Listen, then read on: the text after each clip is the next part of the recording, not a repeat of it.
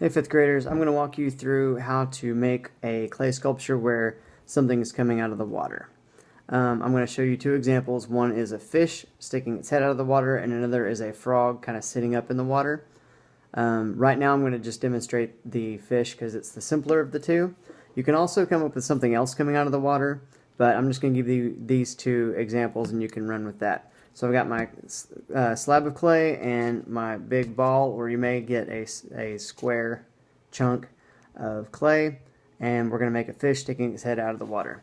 So first off, you'll notice that your clay has a texture on it. That's from the canvas on the slab roller. Go ahead and smooth that out because you're not going to want that texture on the water. That wouldn't make any sense.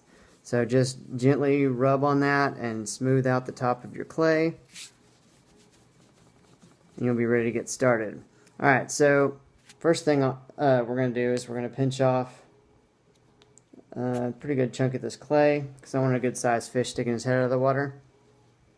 Roll it into a ball, and we're going to make a pinch spot. So that's going to be the base of your fish. So stick your thumb into the pinch pot, just like I'm sure you did a few years ago with Miss Perry or perhaps Miss Asp. And so I've got a hole in my ball of clay. And then you use your hands like claw pinchers, crab pinchers, and you just pinch that side. You turn and pinch, turn and pinch, and the walls will get thinner, and the whole pinch pot will get larger.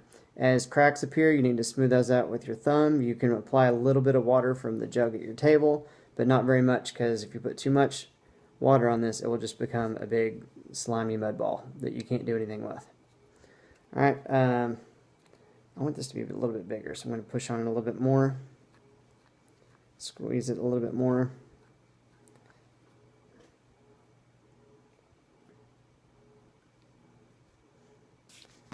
Alright, so now that could be my fish's face. I want him kind of at an angle. Yours doesn't have to be at an angle. So I'm going to take one of my handy dandy carving tools. I'm going to carve this into an angle.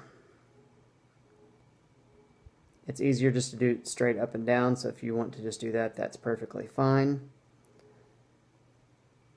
But I want my fish at an angle. Let's see if that worked. A little bit. You can kind of move it around as needed as well. And I'm going to pinch it a little bit so it makes an oval, because fish are usually kind of skinny.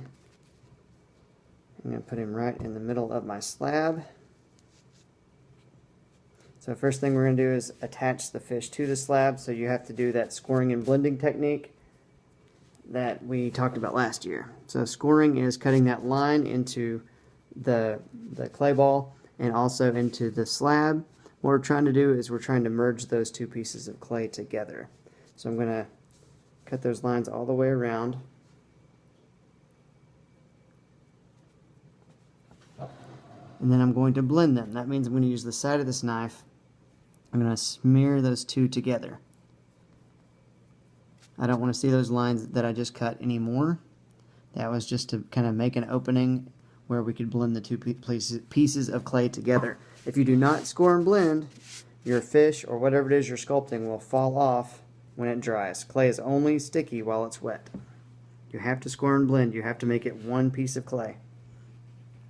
Also, the reason we want this hollow instead of just having a solid ball of clay, even though that would be easier, is because that would blow up in the kiln. And I don't mean like fireball, but it would just like go pfft, and then you would just have a pile of dust instead of, or a pile of dust and pieces, and that would be very sad.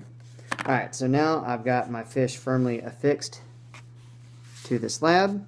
So next I'm going to take one of these little wooden tools. I'm going to stab it right where his mouth's going to go. And I'm going to use this knife to cut a big fish mouth into the top of this.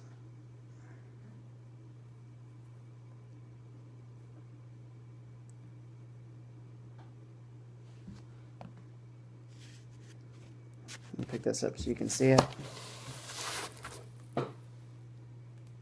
So, it's already looking like a fish. Smooth this out as I go along.